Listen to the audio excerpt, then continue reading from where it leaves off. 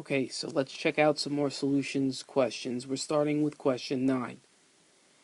Once again, you have information here in the above table. Let's take a look. Alright, it says to determine the number of moles of the sulfate ion in 1400 liter sample of seawater. Alright, so we're looking for moles. And what are we given? We're given the 1400 liters, and in the table we're also given the molarity. Now we need sulfate, so we have 0.028 molar. Don't guess. Take a look at reference table T.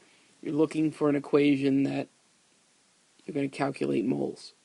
Well, this is the first equation here at the top for moles. Maybe you think to use it, and you go ahead and you bring it back and you say, well, moles is equal to, and it's true, moles is equal to mass over gram formula mass. Gram formula mass you're going to calculate using the formula, except for one thing. You don't have the mass. So this is not the one that you want. The one that you want, you got to go a little further down the table, and you're going to find it here under concentration. Molarity is equal to moles of solute over liter of solution. So that's the one we want. So molarity is equal to moles over liters. So 0.028 is equal to, again, moles is my x, and then 1400 liters. I'm going to solve for x, and my answer, hold on, let me check my calculator. You should be doing the same here, is 39. I have it as 39.2 moles. Now you want to leave it at 39. Whoop, you can.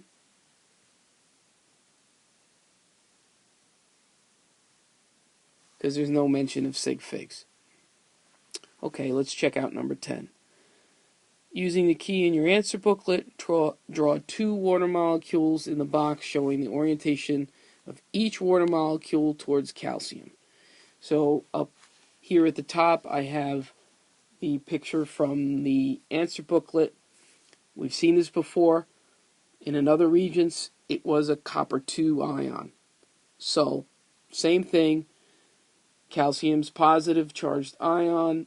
I have a water molecule. The oxygen end is the negative end. The hydrogen end is the positive end. Remember, water is a polar molecule. So I need to draw 2 of them. So I want to have the oxygen end towards the calcium. And something like this is acceptable. Let's move on. All right, for question 11, there's all this information here, and you're asked in question 11 to state evidence from the investigation that indicates that the ammonium chloride solution is saturated.